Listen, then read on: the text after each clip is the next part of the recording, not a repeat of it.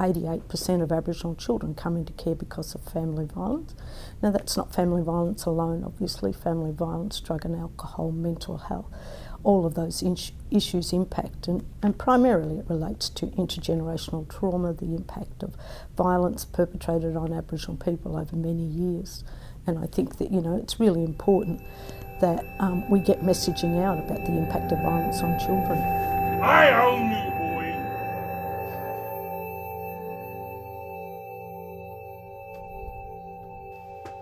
What'd you do last night? I own you, boy. Just sat on my bed in my room.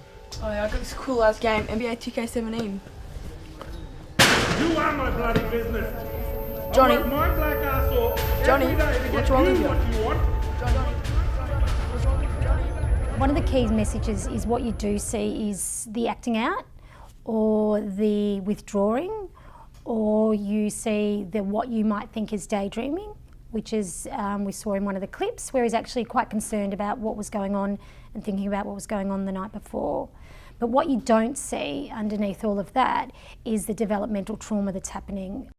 A lot of people aren't aware that that trauma does impact the development of the brain in children on a whole range of levels, in terms of the receptors in the brain and the neurons that are growing in the brain that are needed to have a sound mind and emotional regulation.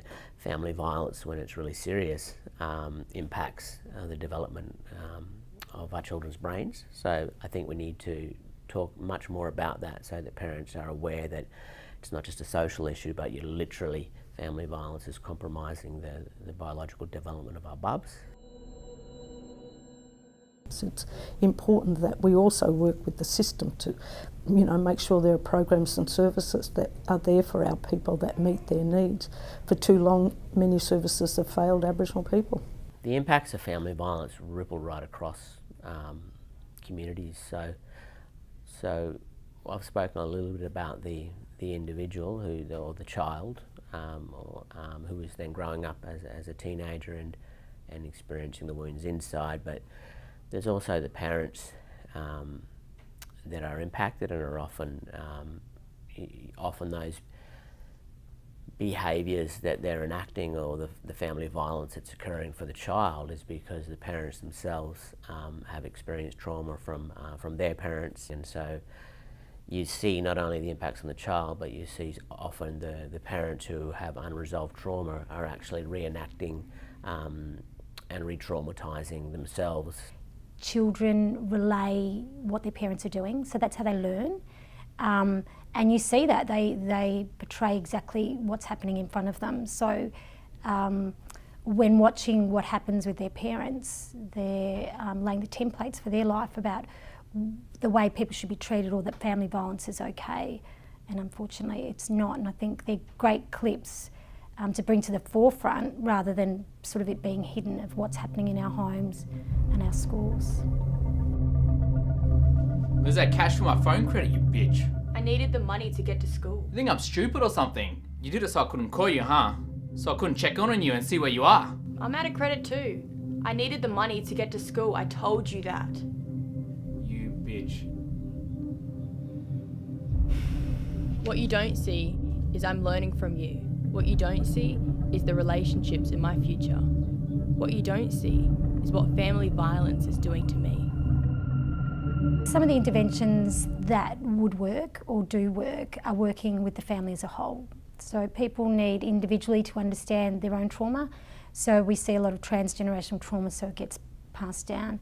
The individual work with families, then also the joint work together where the family is brought together when it's safe. People recognising and that they are perpetrators, I think, is a really big step. To say that, yep, I am doing it wrong. But I think if we hold out hope, that people's behaviour can change. We need to understand that a lot of our older parents are still feeling the effects of colonisation and the breakdown of parenting roles, and as a community we've got to really work with those parents around realigning ourselves with really solid parenting values for men and women. realigning ourselves with the values, the cultural anchors that are not violent, that are non-violent, that are based on strong, healthy relationships. We've really got to keep pushing that for men and for women, for parents, Aboriginal parents all around. We need for our men to stand up and say no to violence. We need for our women to stand up to violence and say no, because it is important that we not only protect children but protect our women, protect our men, and make sure that we as an Aboriginal community come together and stop family violence.